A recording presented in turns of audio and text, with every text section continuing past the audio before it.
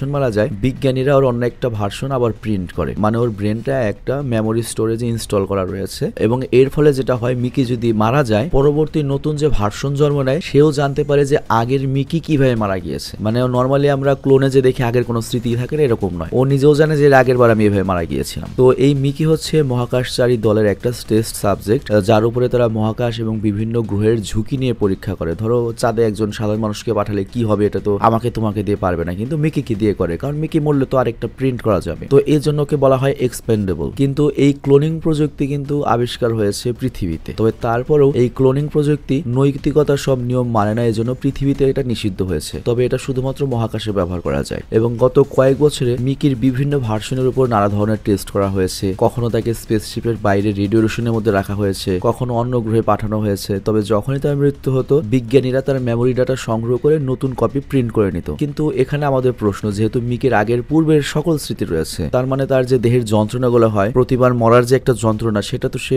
মনে করতে পারে। এটা তো অনেক কষ্টসাধ্য একটা ব্যাপার। তো মিকি কেন তার উপর এরকম একটা রিস্কি এবং কষ্টসাধ্য এক্সপেরিমেন্ট করতে রাজি হয়েছে, বা সে কেন এরকম একটা সিচুয়েশন আটকা পড়েছে, আর এটা নিয়ে মিকি আমাদের অতীতে নিয়ে যায়। তো অ্যাকচুয়ালি পৃথিবীতে তখন দুর্ভিক্ষ চলছিল, আবহাওয়া নষ্ট হয়ে গিয়েছে, আর তখন মিকি তার একটা বন্ধুর পরামর্শে একটা গ্যাংস্টারের কাছ থেকে ঋণ নিয়ে কিছু টাকা কোম্পানিতে বিনিয়োগ করে, যাতে সে দ্রুত ধনী হয় এবং তার পরিবারকে সাহায্য করতে পারে। কিন্তু সেই কোম্পানি হালার পুত্রা করেছে কি, ওর টাকা নিয়ে পালিয়ে যায় লাইক ডেস্টিনি। এবং তারপর ওই গ্যাংস্টার যার কাছ থেকে মিকি টাকা নিয়েছিল, সে মিকিকে হুমকি দেয় যে পরের বার যে স্পেস মিশনে এক্সপান্ডেবল প্রজেক্ট হবে, সেখানে তুই জয়েন করবি, আর ওখানে জয়েন করলে অনেক টাকা পাওয়া যাবে, আমার ঋণ শোধ হবে, আর এটা না করতে পারলে তোর কিন্তু পুরো ফ্যামিলিকে আমি মেরে ফেলবো। তো সবার ভালোর জন্য মিকি